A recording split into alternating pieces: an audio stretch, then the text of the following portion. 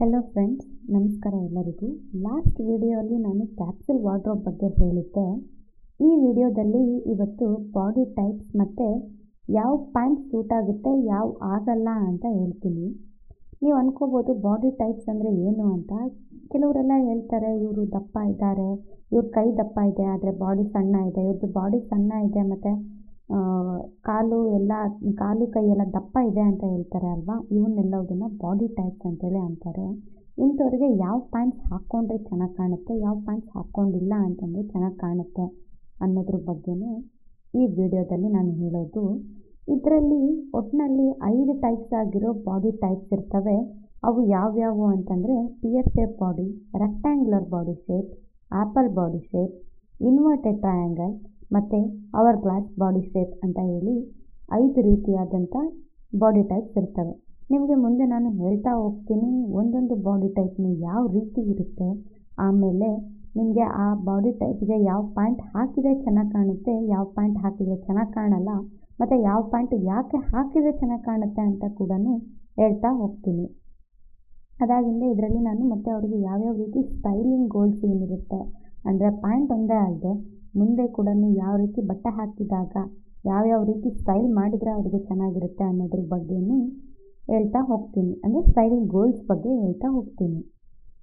ಈ ಮೊದಲನೇದಾಗಿ pear shape body, ಅದು ಹೇಗೆ ಅಂತಂದರೆ ಯಾವ ಅಪ್ಪರ್ ಬಾಡಿ ಚಿಕ್ಕದಾಗಿರುತ್ತೆ ಮತ್ತು ಲೋವರ್ ಬಾಡಿ ಅಂದರೆ ವೇಸ್ಟಿಂದ ಏನು ಕೆಳಗಡೆ ಇದೆ ಅದು ಅಗಲವಾಗಿರುತ್ತೆ, ಅದನ್ನು ಪಿಯರ್ ಶೇಪ್ ಬಾಡಿ ಅಂತ ಹೇಳ್ತಾರೆ. ಇದು ಒಂದು ರೀತಿ ಯಾವ ರೀತಿ ಇರುತ್ತೆ ಅಂದರೆ ಟ್ರಯಾಂಗಲ್ ನೋಡಿದ್ದೀರಲ್ವಾ, ತ್ರಿಭುಜ ಈ ರೀತಿ ಒಳಗಡೆ ಶೇಪ್ ಇರುತ್ತೆ.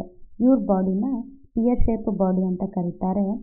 ಇದಕ್ಕೆ ಹೆಂಗೆ ಸ್ಟೈಲ್ ಮಾಡಬೇಕು ಅಂತಂದರೆ ಕಂಪ್ಲೀಟಾಗಿ ಬಾಡಿನ ಬ್ಯಾಲೆನ್ಸ್ ಮಾಡಬೇಕಾಗುತ್ತೆ. ಅಂದರೆ ನೀವು ಹಾಕೋ ಬಟ್ಟೆಯಿಂದನೇ ಬ್ಯಾಲೆನ್ಸ್ ಮಾಡಬೇಕಾಗುತ್ತೆ. ಮತ್ತು ಹಿಪ್ಸ್ ಭಾಗನ ಸಣ್ಣದಾಗಿ ಇದೆ ಅನ್ನೋ ರೀತಿಯಲ್ಲಿ ತೋರಿಸ್ಕೋಬೇಕಾಗುತ್ತೆ. ಆಮೇಲೆ ಇವರು ಪಿಯರ್ ಶೇಪ್ ಬಾಡಿ ಆಗಿರೋದ್ರಿಂದ ಇವ್ರ ಬಾಡಿ ಟೋರ್ಸೋ ಏನಿರುತ್ತೆ ಅಂದರೆ ಶೋಲ್ಡರಿಂದ ಹಿಡಿದು ಹಿಪ್ಸ್ ತನಕ ಏನು ಬರುತ್ತೆ ಅಲ್ವಾ, ಅದು ಇಷ್ಟು ಭಾಗನ ಟೋರ್ಸೋ ಅಂತ ಹೇಳಿ ಕರೀತಾರೆ. ಆ ಭಾಗ ಇವ್ರದ್ದು ಉದ್ದವಾಗಿರುತ್ತೆ, ಆಮೇಲೆ ಕಾಲುಗಳು ಬಂದು ಚಿಕ್ಕದಾಗಿರುತ್ತೆ. ಅದಕ್ಕೋಸ್ಕರ ಇವರು ಹೈಟ್ ಜಾಸ್ತಿ ಇಲ್ಲ ಅನ್ನೋ ರೀತಿ ಕಾಣ್ತಾರೆ. ಇವ್ರಿಗೆ 3/4 ರೂಲ್ನ ಅಡಾಪ್ಟ್ ಮಾಡೋದ್ರಿಂದ ಇವರು ಹೈಟ್ ಆಗಿದ್ದಾರೆ ಅನ್ನೋ ರೀತಿ ಕಾಣ್ತಾರೆ. ಅದಕ್ಕೋಸ್ಕರ ಇವರಿಗೆ ಏನು ಮಾಡಬೇಕು, ಇವರು ಹೈಟನ್ನ ಜಾಸ್ತಿ ಇದ್ದಾರೆ ಅನ್ನೋ ರೀತಿ ತೋರಿಸ್ಕೋಬೇಕಾಗುತ್ತೆ. ಅದಕ್ಕೋಸ್ಕರ ಇವ್ರಿಗೆ ರೆಕಮೆಂಡ್ ಮಾಡ್ತಿರೋ ಪ್ಯಾಂಟ್ಸ್ ಯಾವ್ಯಾವು ಅಂತಂದರೆ ಸ್ಟ್ರೇಟ್ ಲೆಗ್ ಪ್ಯಾಂಟ್ಸು ಮತ್ತು ಜೀನ್ಸ್ ಆಯಿತು, ಫ್ಲೇರ್ ಲೆಗ್ ಪ್ಯಾಂಟ್ಸು ಮತ್ತು ಜೀನ್ಸ್ ಆಯಿತು, ಹೈ ವೇಸ್ಟೆಡ್ ಪ್ಯಾಂಟ್ಸು. ನಿಮಗೆ ಆಗಲೇ ಹೇಳಿದ್ನಲ್ಲ 3/4 ರೂಲ್ನ ಹೇಗೆ ಅಪ್ಲೈ ಮಾಡಬೇಕು ಅಂತ. ಅಂದರೆ ಮೇಲೆ ಭಾಗ ಏನಿದೆ ಅದು ಚಿಕ್ಕದಾಗಿದೆ, ಕೆಳಗಡೆ ಕಾಲು ಏನಿದೆ ಅವು ಉದ್ದ ಆಗಿದೆ ಅಂತ ತೋರಿಸ್ಕೋಬೇಕು. ಕಾಲು ಉದ್ದ ಆಗಿದೆ ಅಂತ ತೋರಿಸ್ಕೊಂಡಾಗ ಆಟೋಮೆಟಿಕ್ಕಾಗಿ ನೀವು ಹೈಟ್ ಆಗಿದ್ದೀರಾ ಅನ್ನೋ ರೀತಿ ಇಲ್ಯೂಷನ್ ಕ್ರಿಯೇಟ್ ಆಗೇ ಆಗುತ್ತೆ. ಅದಾಗಿಂದ ಮತ್ತು ನೀವು ಕೇಳ್ಬೋದು high waisted jeans, low waist jeans ಅಥವಾ high rise, low rise, mid rise ಅಥವಾ ಮಿಡ್ ವೇಸ್ಟ್ ಜೀನ್ಸು ಅಂದರೆ ಏನು ಅಂತ ಕೇಳ್ಬೋದು. ಹೈ ವೇಸ್ಟೆಡ್ ಜೀನ್ಸ್ ಅಂತಂದರೆ ಏನೂ ಇಲ್ಲ, ನಿಮ್ಮದು ಏನು ನಾವೆಲ್ ಪಾಯಿಂಟ್ ಇರುತ್ತೆ ಅಲ್ವಾ ಹೊಟ್ಟೆ ಒಳಗಡೆ, ಆ ಬೆಲ್ಲಿ ಬಟನ್ ಮೇಲ್ಗಡೆ ಬಂತು ಅಂತಂದರೆ ಅದನ್ನು ಹೈ ವೇಸ್ಟ್ ಪ್ಯಾಂಟ್ ಅಂತ ಕರೀತಾರೆ.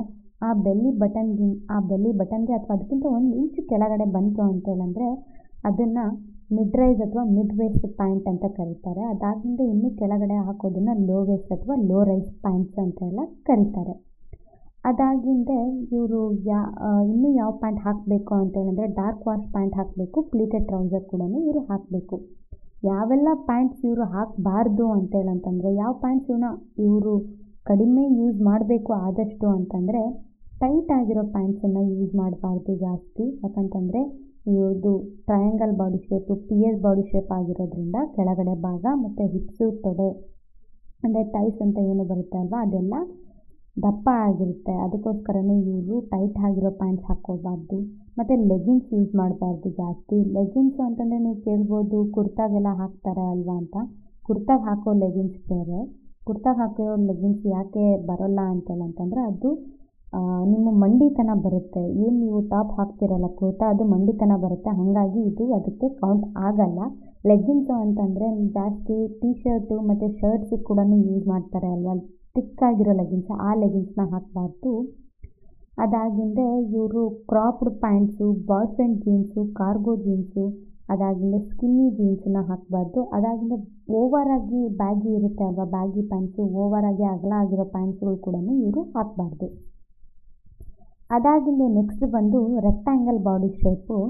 ಈ ಬಾಡಿ ಶೇಪ್ ಇರೋರು ಹೆಂಗಿರ್ತಾರೆ ಅಂತಂದರೆ, ಇವ್ರದ್ದು ಬಾಕ್ಸಿ ಆಗಿರೋ ಸಿಲೌಟ್ ಇರುತ್ತೆ. ಅಂದರೆ ಇವ್ರನ್ನ ನೋಡಿದರೆ ಯಾವ ರೀತಿ ಅಂತಂದರೆ, ಇವರು ಶೋಲ್ಡರು, ಇವರು ವೇಸ್ಟು ಮತ್ತು ಇವರು ಹಿಪ್ಸು ಎಲ್ಲವುದು ಸಮನಾಗಿರುತ್ತೆ.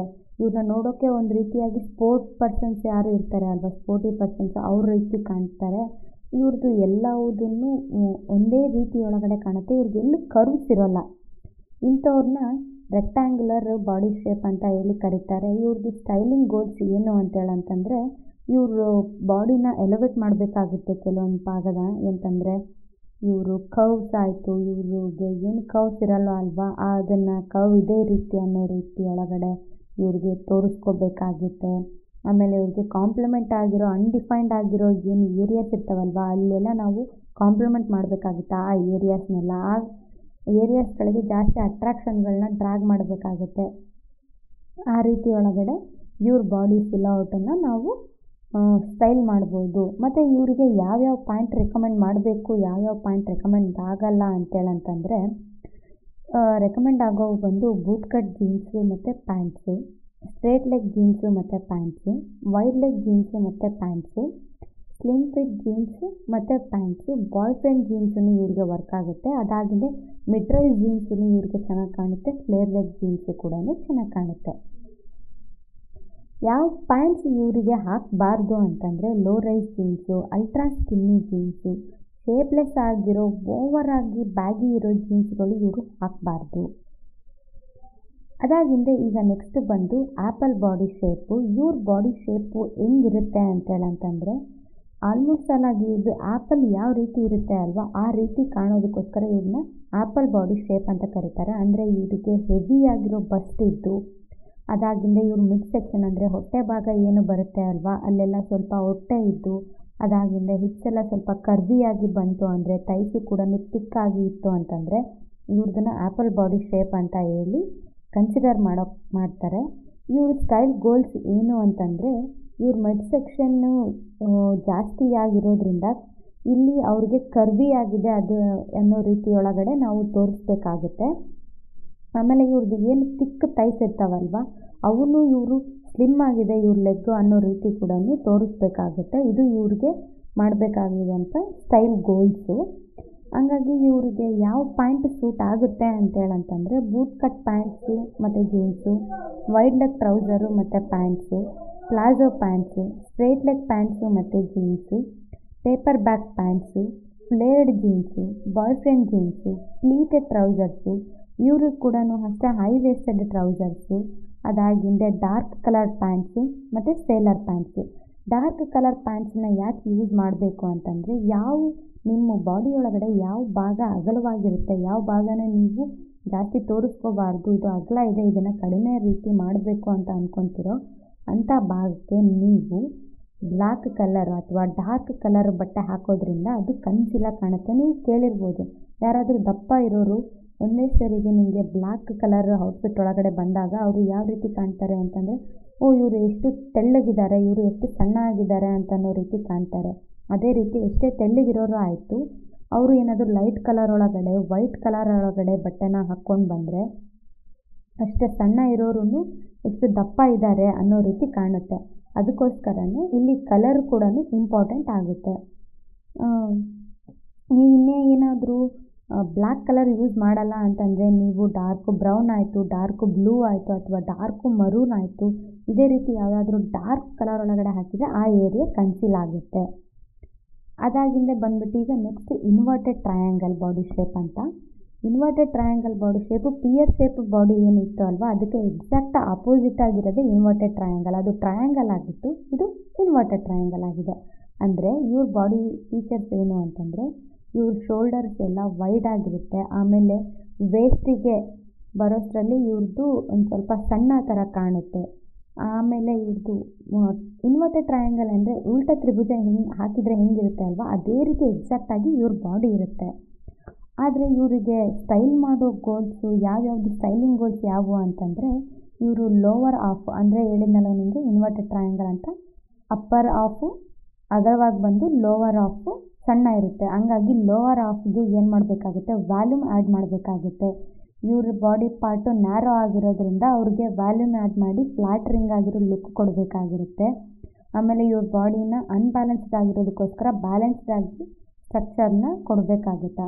ಅದಕ್ಕೋಸ್ಕರ ಇವರು ಹಾಕೋ ಪ್ಯಾಂಟ್ಸ್ ಯಾವ್ಯಾವ ರೀತಿ ಪ್ಯಾಂಟ್ಸ್ ಹಾಕಿದರೆ ಚೆನ್ನಾಗಿ ಕಾಣುತ್ತೆ ಅಂತಂದರೆ, ಪಲಾಜೋ ಪ್ಯಾಂಟ್ಸು, ಕಾರ್ಗೋ ಪ್ಯಾಂಟ್ಸ್ ಅಥವಾ ಜೀನ್ಸು, ಫ್ಲೇರ್ಡ್ ಪ್ಯಾಂಟ್ಸ್ ಅಥವಾ ಜೀನ್ಸು, ಸ್ಟ್ರೇಟ್ ಲೆಗ್ ಪ್ಯಾಂಟ್ಸು ಅಥವಾ jeans, pleated pants, wide leg jeans ಮತ್ತು ವೈಡ್ ಲೆಗ್ ಆಗಿರೋ ಪ್ಯಾಂಟ್ಸು, ಬೂಟ್ ಕಟ್ ಜೀನ್ಸು ಮತ್ತು ಪ್ಯಾಂಟ್ಸು, ಬ್ರೈಟ್ ಕಲರ್ಡ್ ಪ್ಯಾಂಟ್ಸು. ಹೇಳಿದ್ನಲ್ವ ನಿಮಗೆ ಮುಂಚೆ, ಅಂದರೆ ಆ್ಯಪಲ್ ಬಾಡಿ ಶೇಪ್ ಒಳಗಡೆ ಡಾರ್ಕ್ ಕಲರ್ ಆಗಿರೋ ಪ್ಯಾಂಟ್ ಹಾಕಬೇಕು. ಯಾಕಂತಂದರೆ ಅಲ್ಲಿ ದಪ್ಪ ಆಗಿರೋದ್ರಿಂದ ಡಾರ್ಕ್ ಹಾಕಿದರೆ ಸಣ್ಣ ಆಗುತ್ತೆ ಅಂತ. ಇಲ್ಲಿ ಇನ್ವರ್ಟೆಡ್ ಟ್ರಯಾಂಗಲಲ್ಲಿ ಕಾಲೆಲ್ಲ ಸಣ್ಣ ಆಗಿರೋದಕ್ಕೋಸ್ಕರನೇ ಇವ್ರಿಗೆ ಬ್ರೈಟ್ ಕಲರ್ ಪ್ಯಾಂಟ್ ಹಾಕಬೇಕು. ಯಾಕಂದರೆ ಇವ್ರದ್ದು ಅಗಲ ಆಗಿದೆ, ಅಂದರೆ ಮೇಲೆ ಬಾಡಿಗೆ ಕೆಳಗಡೆ ಬಾಡಿಗೆ ಮ್ಯಾಚ್ ಆಗಿದೆ ಅನ್ನೋ ರೀತಿ ಕಾಣೋದಕ್ಕೋಸ್ಕರ ಬ್ರೈಟ್ ಕಲರ್ ಪ್ಯಾಂಟ್ ಹಾಕಬೇಕು. ಅದಾಗಿಂದೆ ಸ್ಟ್ರೈಪ್ಸ್ ಆಗಿರೋ ಪ್ಯಾಂಟ್ಸನ್ನು ಹಾಕಬೇಕು. ಆಮೇಲೆ ಇವರು ಯಾವ್ಯಾವ ಪ್ಯಾಂಟ್ಸ್ನ ಅವಾಯ್ಡ್ ಮಾಡಬೇಕು ಅಂತಂದರೆ, skinny jeans, cropped pants, leggings ಮತ್ತು ಅವಾಯ್ಡ್ ಡಾರ್ಕ್ ಕಲರ್ ಪ್ಯಾಂಟ್ಸ್ನ ಅವಾಯ್ಡ್ ಮಾಡಬೇಕಾಗುತ್ತೆ. ಅದಾಗಿಂದೆ hourglass body shape. Hourglass body shape features ಏನು ಅಂತಂದರೆ, ಇವ್ರ ಬಸ್ಟ್ ಏರಿಯಾ ಮೀಡಿಯಮ್ ಆಗಿರುತ್ತೆ ಅಥವಾ ಇಲ್ಲ ಅಂತಂದರೆ ಫುಲ್ ಆಗಿರುತ್ತೆ. ಅದಾಗಿಂದ ಇವ್ರದ್ದು ಕರ್ವಿ ಸಿಲೋಟ್ ಇರುತ್ತೆ. ನಿಮಗೆ ಅವರ್ ಗ್ಲಾಸ್ ಅಂತೇಳಿ ಬರ್ತಿತ್ತು ನೋಡಿದ್ದೀರಾ ಹಿಂದಿನ ಕಾಲದಲ್ಲೆಲ್ಲ, ಉಸುಗನ್ನು ಹಾಕಿ ಅದರೊಳಗಡೆ ಮರಳಿಂದನೇ ಇದು ಮಾಡ್ತಿದ್ರು ಅಲ್ವಾ, ಅದನ್ನು ಅವರ್ ಗ್ಲಾಸ್ ಬಾಡಿ ಶೇಪು ಅಂತೇಳಂತಂದರೆ ಮೇಲುಗಡೆ ಅಂದರೆ ಬಸ್ಟ್ ಏರಿಯಾ ಮತ್ತು ಹಿಪ್ ಏರಿಯಾ ಅಗಲವಾಗಿದ್ದು ವೇಸ್ಟ್ ಏರಿಯಾ ಏನು ಚಿಕ್ಕದಾಗಿರುತ್ತಲ್ವ ಅದನ್ನು ಅವರ್ ಗ್ಲಾಸ್ ಅಂತೇಳಿ ಅಂತಾರೆ. ಇದಕ್ಕೆ ಇವ್ರ ಸ್ಟೈಲಿಂಗ್ ಗೋಲ್ಸು ಏನು ಅಂತಂದರೆ, ಇವ್ರಿಗೆ ವೆಲ್ ಡಿಫೈನ್ಡ್ ಆಗಿರೋ ವೇಸ್ಟ್ ಲೈನ್ ಇರುತ್ತೆ, ಅದನ್ನು ನಾವು ಇನ್ನೂ ಎಲಿವೇಟ್ ಮಾಡಬೇಕಾಗುತ್ತೆ, ಅಸೆನ್ಶಿಯೇಟ್ ಮಾಡಬೇಕಾಗುತ್ತೆ. ಇವರು ಸಿಲೌಟ್ನ ಅದೇ ರೀತಿ ಮೇಂಟೈನ್ ಮಾಡೋ ರೀತಿ ಆಗಿರೋ ಬಟ್ಟೆ ಹಾಕಬೇಕು. ಯಾಕಂತಂದರೆ ಇದು ಮೋಸ್ಟ್ ಪಾಪ್ಯುಲರ್ ಸಿಲೌಟ್ ಬಾಡಿ. ಯಾಕಂದರೆ ಎಷ್ಟೊಂದು ಜನ ಅಂದ್ಕೊತಾರೆ ಈ ರೀತಿ ಬಾಡಿ ಅವ್ರಿಗೆ ಬೇಕು ಅಂತ ಹೇಳಿ. ಹಂಗಾಗಿನೇ ಈ ಬಾಡಿನ ಅದೇ ರೀತಿ ಇರೋ ರೀತಿನೇ ಮೇಂಟೈನ್ ಮಾಡಬೇಕು. ಅದಕ್ಕೋಸ್ಕರ ಯಾವ್ಯಾವ ರೀತಿ ಬಟ್ಟೆ ಹಾಕಬೇಕು ಈ ಬಾಡಿ ಇರೋರು ಅಂತೇಳಂತಂದರೆ, ಯಾವ್ಯಾವ ರೀತಿ ಪ್ಯಾಂಟ್ ಹಾಕಬೇಕು ಅಂತಂದರೆ, ಸ್ಟ್ರೇಟ್ ಲೆಗ್ ಪ್ಯಾಂಟ್ಸು ಮತ್ತು jeans, slim straight jeans, boot cut jeans ಅಥವಾ ಪ್ಯಾಂಟ್ಸು, ಫ್ಲೇರ್ಡ್ ಜೀನ್ಸು ಅಥವಾ pants, high rise jeans, high waisted pants, wide leg pants or jeans ಮತ್ತು ಡಾರ್ಕ್ ವಾಶ್ ಪ್ಯಾಂಟ್ಸ್ ಕೂಡ ಇವ್ರು ಹಾಕಿದರೆ ನಡೆಯುತ್ತೆ. ಯಾವ ಪ್ಯಾಂಟ್ಸ್ ಇವರು ಹಾಕಬಾರ್ದು, ಇವ್ರಿಗೆ ಯಾವ ಪ್ಯಾಂಟ್ಸ್ ಹಾಕಿದರೆ ಚೆನ್ನಾಗಿ ಕಾಣಲ್ಲ ಅಂತಂದರೆ, ಬ್ಯಾಗಿ ಜೀನ್ಸ್ ಹಾಕಬಾರ್ದು ಓವರ್ ಸೈಜ್ ಆಗಿರೋದು. ಅದಾಗಿಂದೆ ಹೆವಿ ಪ್ಲೇಟೆಡ್ ಪ್ಯಾಂಟ್ಸ್ ಹಾಕಬಾರ್ದು, ಲೋ ರೈಸ್ ಪ್ಯಾಂಟ್ಸ್ ಹಾಕಬಾರ್ದು, ಎಂಬ್ರಾಯ್ಡ್ರಿ ಅರೌಂಡ್ ಹಿಪ್ ಏರಿಯಾ. ಇನ್ನೂ ಒಂದು ಹೇಳೋದು ಮತ್ತೆ ನಿಮಗೆ, ಯಾವ ಪಾರ್ಟನ್ನ ನೀವು ಕನ್ಸೀಲ್ ಮಾಡಬೇಕು ಅಂತೀರೋ ಅಲ್ಲಿ ನಿಮಗೆ ಡಾರ್ಕ್ ಕಲರ್ ಹಾಕಬೇಕು ಅಂತ ಹೇಳಿದೆ. ಅದೇ ರೀತಿಯೇ ಯಾವ ಪಾರ್ಟನ್ನು ನೀವು ಕನ್ಸೀಲ್ ಮಾಡಬೇಕು ಅಲ್ವಾ, ಡಾರ್ಕ್ ಕಲರ್ ಹಾಕೋದ್ರ ಜೊತೆಗೆ ಅಲ್ಲಿ ಯಾವುದೇ ರೀತಿಯಾಗಿರೋ ಪ್ರಿಂಟು, ಎಂಬ್ರಾಯ್ಡ್ರಿ, ಡಿಸೈನು ಇರೋವಂಥದ್ದನ್ನ ಹಾಕಬಾರ್ದು. ಯಾಕಂದರೆ ಅದನ್ನ ನೀವು ಹೈಲೈಟ್ ಮಾಡಬಾರ್ದು. ನಿಮಗೆ ಯಾವ ಪಾರ್ಟನ್ನು ನೀವು ಹೈಲೈಟ್ ಮಾಡಬೇಕು ಅಂತೇಳಿ ಅಂದ್ಕೊತೀರಿ ಆ ಪಾರ್ಟಿಗೆ ನೀವು, ಅಂದರೆ ಈಗ ಅಪ್ಪರ್ ಬಾಡಿ ಏನಿದೆ ಅದಕ್ಕೇನಾದರೂ ನೀವು ಹೈಲೈಟ್ ಮಾಡಬೇಕು ಅಂತ ಅಂದ್ಕೊಂಡ್ರೆ ಆವಾಗ ನೀವು ಮೇಲೆ ಟಾಪ್ಸು ಅಥವಾ ಟಿ ಶರ್ಟ್ಸು ಬಂದಾಗ ಎಂಬ್ರಾಯ್ಡ್ರಿ, ಪ್ರಿಂಟೆಡ್ ಆಗಿರೋದು ಇದನ್ನೆಲ್ಲ ಹಾಕಿದರೆ ನೀವು ಚೆನ್ನಾಗಿ ಕಾಣುತ್ತೆ. ಅದೇ ರೀತಿ ಇದರೊಳಗಡೆ ಇವರು ಅವರ್ ಗ್ಲಾಸ್ ಬಾಡಿ ಒಳಗಡೆ ಏನು ಇವ್ರದ್ದು ಹಿಪ್ ಏರಿಯಾನೇ ಇರುತ್ತೆ ಅದು ಆಲ್ರೆಡಿ ಇವ್ರದ್ದು ದೊಡ್ಡದಾಗಿರೋದ್ರಿಂದ ಅಲ್ಲಿ ಎಂಬ್ರಾಯ್ಡ್ರಿ ಆಗಿರ್ತವೆ, ಎಂಬ್ರಾಯ್ಡ್ರಿ ಪ್ರಿಂಟು ಈ ಥರ ಇರೋ ಎಲ್ಲ ಪ್ಯಾಂಟ್ಸ್ಗಳನ್ನ ಇವರು ಅವಾಯ್ಡ್ ಮಾಡಬೇಕು. ಹಂಗಿದ್ರೆ ಮಾತ್ರ ಇವ್ರದ್ದು ಬ್ಯಾಲೆನ್ಸ್ಡ್ ಆಗಿ ಕಾಣುತ್ತೆ. ನಿಮಗೆಲ್ಲ ಈ ವಿಡಿಯೋ ಇಷ್ಟ ಆಗಿದೆ ಅಂತ ಅಂದ್ಕೊತೀನಿ. ಇಷ್ಟ ಆಗಿದ್ದರೆ ಲೈಕ್ ಮಾಡಿ, ಸಪೋರ್ಟ್ ಮಾಡಿ, ಚಾನಲ್ನ ಶೇರ್ ಮಾಡಿ. ಯಾರ್ಯಾರಿಗೆ ಈ ಫ್ಯಾಷನ್ ಬಗ್ಗೆ ನಾಲೆಡ್ಜ್ ಬೇಕು ಅಥವಾ ಈ ರೀತಿ ಬಟ್ಟೆ ಹಾಕಬೇಕು ಅಂತೇಳಿ ಅಂದ್ಕೊತೀರ, ಯಾರ್ಯಾರಿಗೆ ಈ ಥರದ್ದು ಈ ವಿಡಿಯೋ ನೆಸೆಸಿಟಿ ಇದೆ ಅವ್ರಿಗೆಲ್ಲ ಈ ವಿಡಿಯೋನ ಶೇರ್ ಮಾಡಿ. ಅದಾಗಿಂದ ಸಬ್ಸ್ಕ್ರೈಬ್ ಮಾಡಿ ನನ್ನ ಚಾನಲಿಗೆ. Thank you. ಇನ್ನೂ ಏನಾದರೂ ನಿಮಗೆ ಡೌಟ್ ಇತ್ತು ಅಂತಂದರೆ ಕಮೆಂಟ್ ಮಾಡಿ. Thank you so much.